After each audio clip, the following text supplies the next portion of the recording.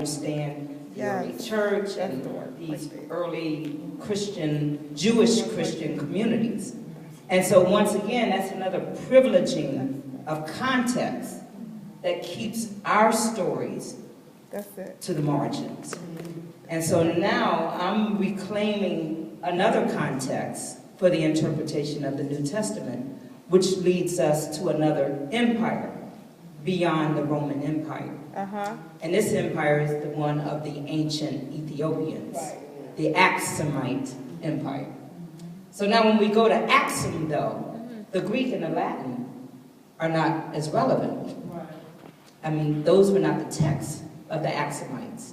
So now my work is about retrieving the ancient Ethiopic texts, the Ge'ez texts. And I'm teaching a course this semester at Howard on early Ethiopian Christianity, where we've looked at all of these many different contexts of ancient Ethiopia, which include Nubia, which include the Aksumite Empire, and which include other texts and sources that we would generally not have access to for the study of the New Testament. So that's what's... So that makes me want to ask you, so a friend of mine, I won't call by name, but a good friend of mine, and I have talked a lot about other resources for our spiritual and Christian faith, beyond external to the biblical text. Say something about that. Yeah, other resources? Yeah, well, the thing is, it's okay to pull upon contemporary resources when you're studying the Bible. Now, I'm still wanting to seek out ancient resources because that's the nature of my work. And I think specifically, I'm thinking about African worldviews. Because let me tell you what I'm thinking, so you don't have to guess. I'm thinking that... You can see she already has the answer. No, I don't have an answer. Okay. I really do want to know. Yeah. I'm thinking that what we don't know about the biblical text is what North African spirituality or even Nile Valley. Nile Valley spirituality had to, what impact it had on early Christianity. I think we have been trained so to read it from this, not even Roman as much as Greco worldview, white kind of worldview, that we don't even see the Africanism in it. I'm guessing.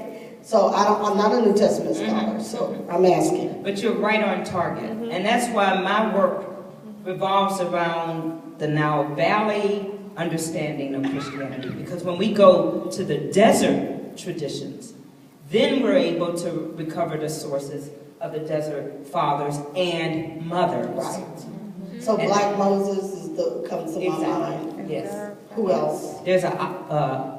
Amma is a term for mother, and Abba, father. But there's Amma Mary. There are a number of mothers within the desert tradition that show us different models of spirituality and different models of even ministry in the ancient world. Right. And so everything is not framed around Paul's understanding of the righteousness of God.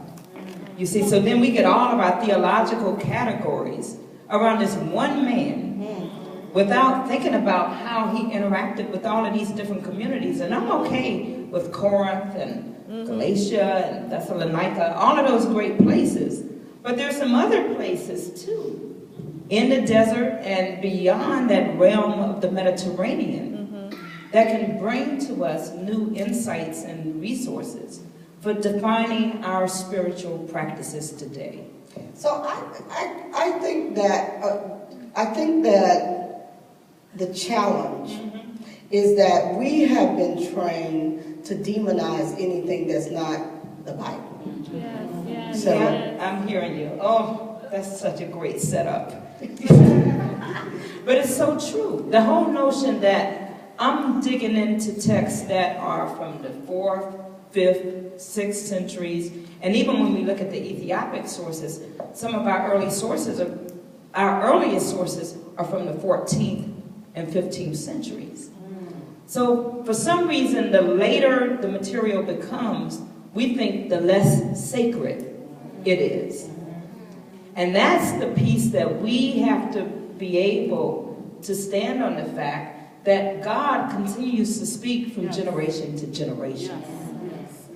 And if I'm only limited to pulling on sources from the 1st, 2nd, or 3rd century, then I basically wouldn't have anything about the Ethiopic tradition of early Christianity.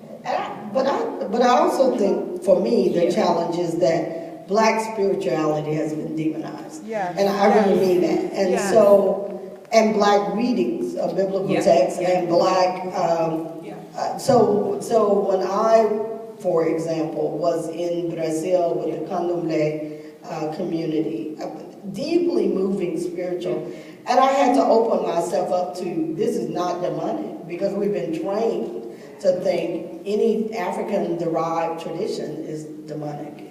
This hand, and then there was a hand over here. I just wanted, I'm interested, I have a couple of things, but